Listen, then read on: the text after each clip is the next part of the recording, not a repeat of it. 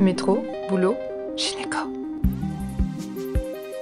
Le micro des gynécos, les podcasts de la GOF. Bonjour et bienvenue sur le micro des gynécos, le podcast de la GOF. Aujourd'hui, nous vous proposons un voyage fascinant au croisement de la technologie, de la médecine et de l'art. Nous allons découvrir un projet innovant, une web-série internationale dédiée à l'échographie, couplée à un simulateur pour permettre aux jeunes gynécologues, et plus encore, de s'entraîner sur l'anatomie normale. Pour parler de cette aventure collaborative, j'ai le plaisir de recevoir 3 experts aux compétences complémentaires.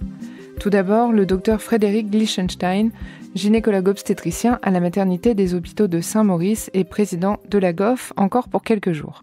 Frédéric, tu es un acteur clé dans l'impulsion et l'encadrement des projets de formation numérique au sein de l'association, notamment de cette web-série. Bonjour Frédéric et merci d'être avec nous. Bonjour.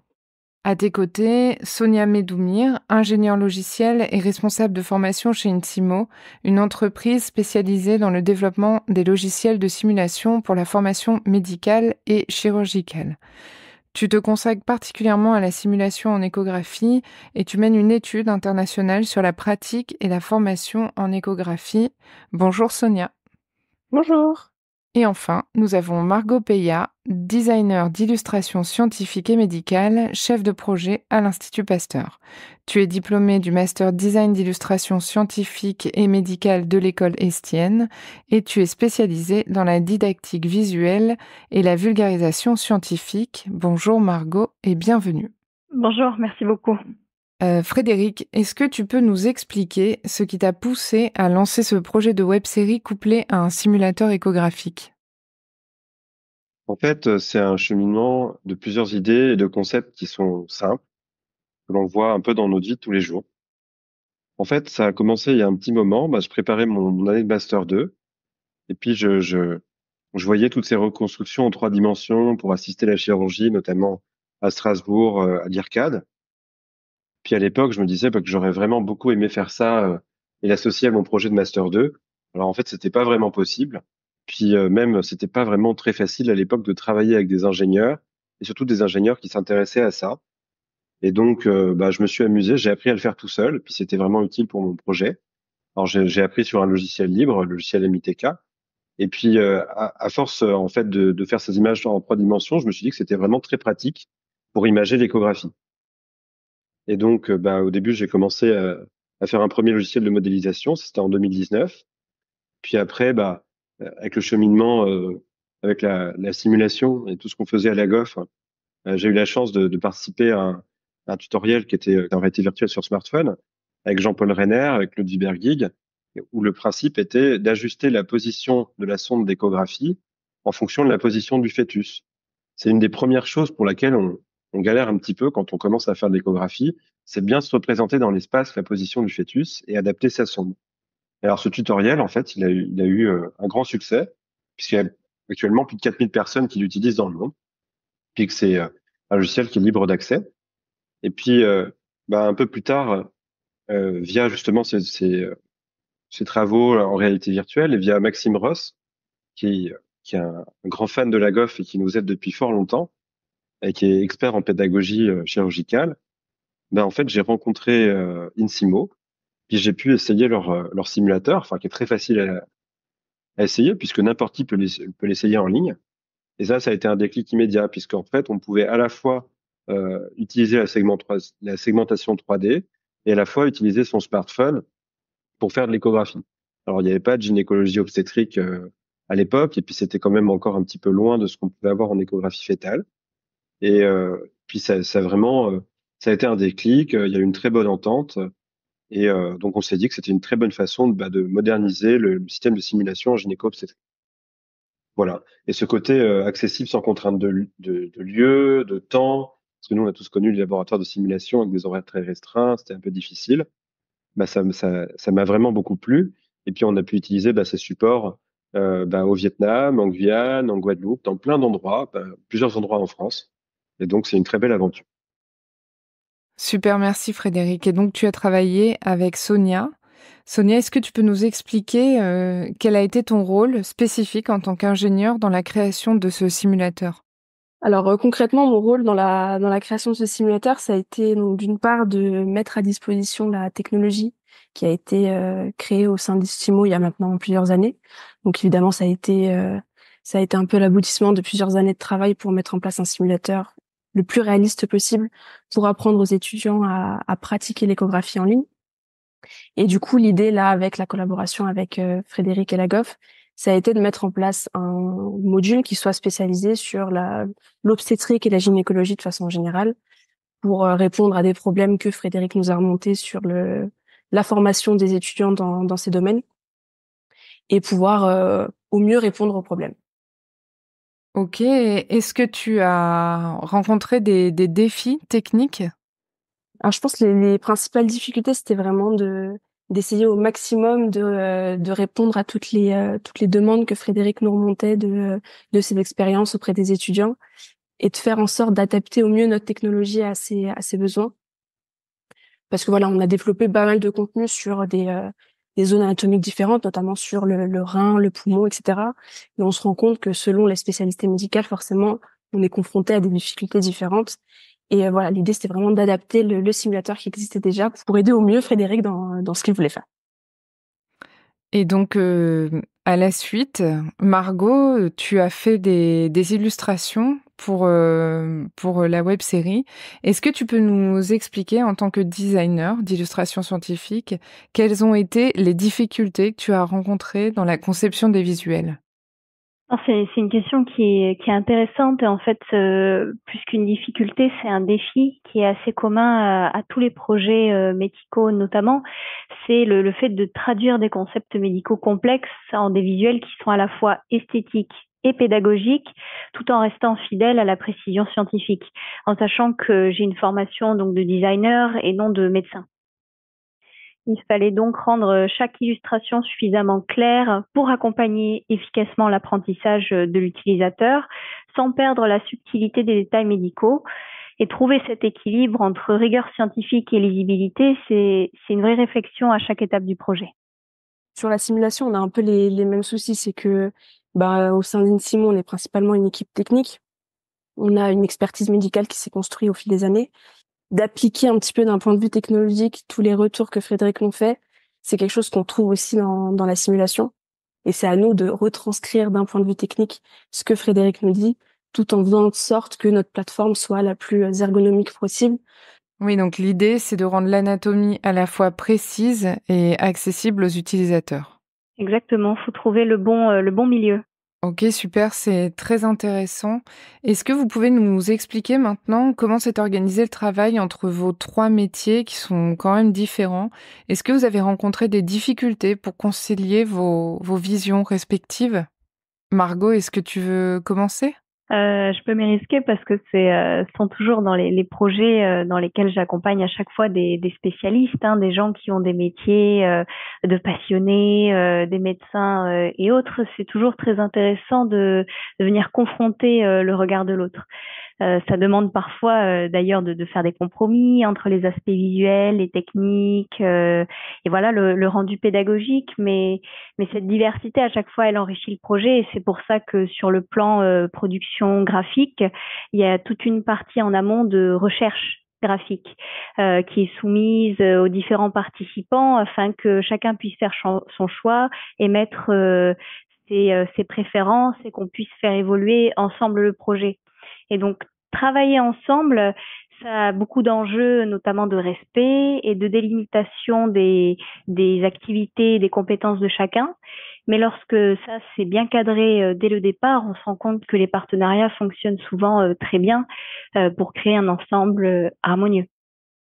Et Sonia, toi, de ton côté, tu as l'habitude aussi de travailler avec d'autres corps de métier?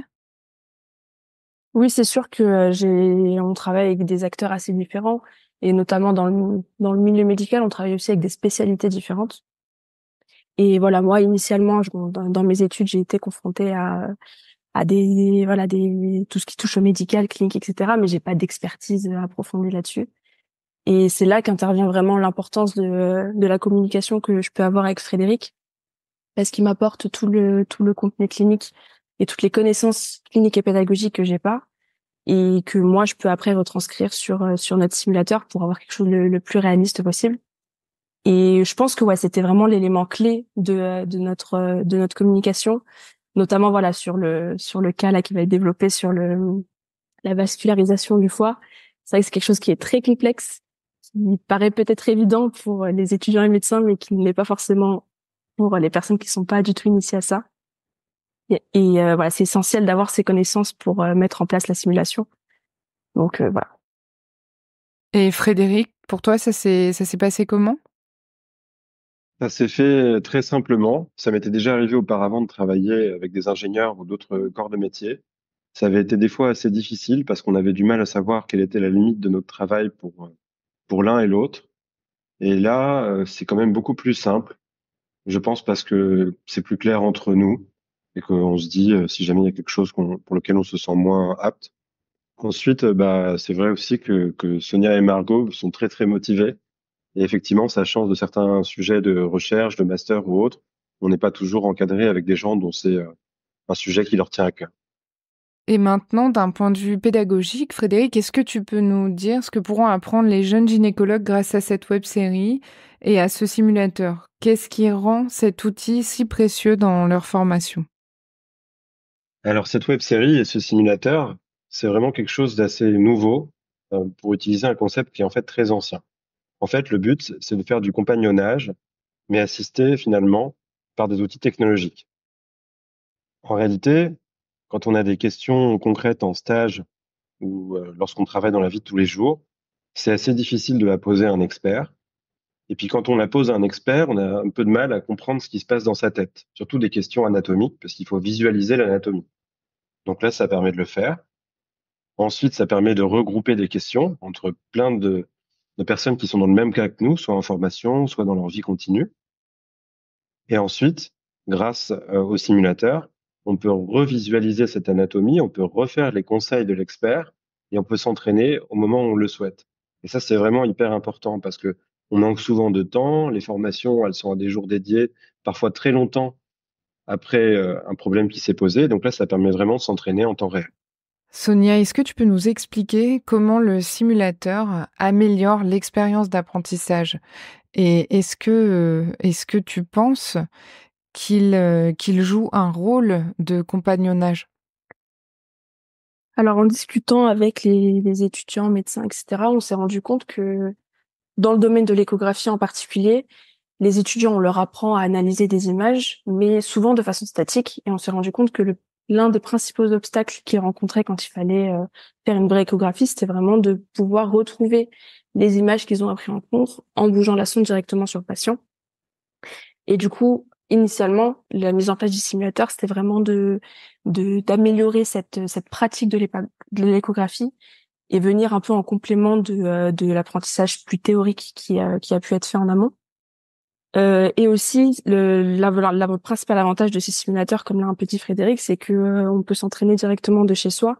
On n'a pas besoin de matériel, ce qui permet donc d'une part de réduire grandement le coût de la formation, mais aussi l'accessibilité de ces outils de formation, ce qui est vraiment une vraie plus-value pour l'apprentissage. Et aussi un autre élément important qu'on a, voilà, notamment là il y a pas très longtemps, on a développé aussi avec la GOF un module sur l'endométriose, et on s'est rendu compte que c'est aussi un des freins, c'est le côté pathologique, où les étudiants, par leur pratique, peuvent voir des images échographiques ou s'entraîner à faire des échographies, mais c'est souvent sur des patients sains. Et dès qu'il s'agit de retrouver des cas pathologiques, là on a une vraie difficulté. Et l'usage de la simulation, ça permet vraiment de répondre à toutes ces problématiques parce qu'on a une grande liberté sur les pathologies qu'on pourrait présenter, la diversité de patients, etc., qui permet vraiment d'enrichir l'apprentissage.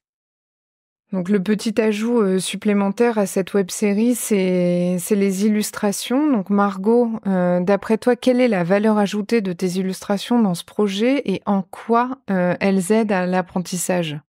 Alors la véritable plus-value des illustrations dans ce projet précis, il réside dans leur capacité à contextualiser les situations cliniques pour l'étudiant. C'est vraiment la notion de contextualisation qui est importante. elles vont permettre de montrer précisément notamment comment le bébé est positionné, comment la sonde d'échographie doit être placée, est-ce que l'étudiant voit ce que voit réellement l'étudiant sur l'écran d'échographie. C'est donc un soutien visuel essentiel qui va guider l'apprenant en l'aidant à comprendre et à relier la théorie à la pratique. Cela renforce donc la pédagogie en rendant les informations plus concrètes et directement applicables. Pour rebondir aussi sur cette visualisation 3D, c'est vrai qu'on retrouve aussi le même problème sur notre simulateur, parce qu'on a la possibilité de voir la vue 3D du patient. Donc c'est un peu une anti-sèche pour apprendre aux étudiants à faire des échographies, parce qu'en réalité ils n'ont pas accès à cette vue 3D. Mais voilà, on s'est rendu compte que c'était vraiment une plus-value, parce que c'était pas toujours facile de vraiment visualiser, notamment dans le cas de l'obstétrique où voilà, le fœtus n'est pas forcément dans le même sens que la mère. C'était pas toujours facile de visualiser le sens des organes et donc de pouvoir visualiser les organes en échographie. Exactement. Ok, super. Donc ce support, il a été fait pour des gynécologues en formation. Mais Frédéric, est-ce que tu penses que ce support, il pourrait aussi être utile pour des praticiens plus avancés dans leur carrière? Bah oui, complètement. Je pense qu'il n'y a pas vraiment d'âge pour se former, pour essayer de s'améliorer, pour essayer de s'intéresser à l'anatomie. Et qu'on soit en formation, qu'on soit en échographie chevronnée, on a toujours des choses à apprendre. Donc vraiment, il faut l'utiliser à tout moment. Ce côté vraiment très libre, sans contrainte de temps, sans contrainte de lieu, à mon avis, c'est vraiment super pour la formation continue. Super, merci pour vos retours. Est-ce que vous avez envie d'ajouter quelque chose? Moi, je prendrais peut-être quelques instants pour remercier, parce que aujourd'hui, ce sont des projets qui sont importants. Je peux parler comme à chaque fois que pour mon métier, mais d'avoir cette sensibilité de l'illustration, la plus-value, une véritable volonté de didactique et de faciliter l'apprentissage, c'est en train d'arriver. Mais c'est pas encore complètement là, donc je tiens à remercier Frédéric, Laura, Sonia et puis je ne doute pas des nombreuses autres personnes qui travaillent sur ce projet pour ce genre de démarches qui sont extrêmement riches pour les étudiants et les apprenants, et puis pour les illustrateurs scientifiques. D'avoir la chance de participer à ça, c'est vraiment chouette. Merci Margot. Bah, merci à tous. On est hyper heureux de tout ce qui se fait. Puis en parlait Sonia, l'anatomie qu'on explore, elle est très très compliquée.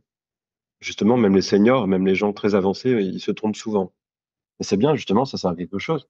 Effectivement, c'est super motivant de travailler sur des sujets comme ça, parce que déjà on est face à une équipe qui, on le sent, est super motivée pour mettre en place des outils qui vont servir au plus grand nombre, et de voir directement les étudiants ou les médecins plus expérimentés, comme disait Frédéric, s'entraîner sur notre simulateur, et de voir que ça leur permet vraiment d'améliorer leur connaissance et leur pratique de l'échographie. C'est vraiment super motivant et c'est très chouette de travailler sur ce type de projet.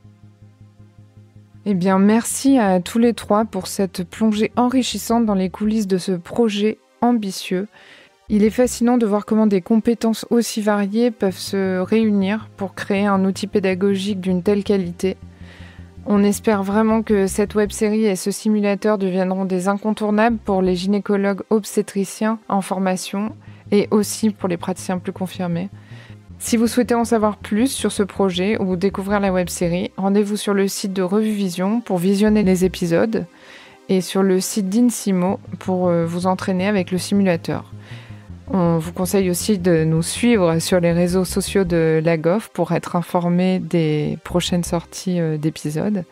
Merci encore à Frédéric, Sonia et Margot pour votre participation et merci à vous, chers auditeurs, d'avoir été à l'écoute. À très bientôt pour un nouvel épisode du Micro des Gynécos. Merci à tous de nous avoir écoutés aujourd'hui. Rendez-vous la semaine prochaine pour un nouvel épisode. Si des ressources ont été partagées par notre invité, vous les retrouverez dans la description. N'oubliez pas de vous abonner à la chaîne, de lui accorder 5 étoiles et pourquoi pas d'en parler autour de vous. Et si vous avez des idées de thèmes ou d'orateurs que vous aimeriez entendre, partagez-les avec nous car cette chaîne, c'est avant tout la vôtre. Métro, boulot, gynéco.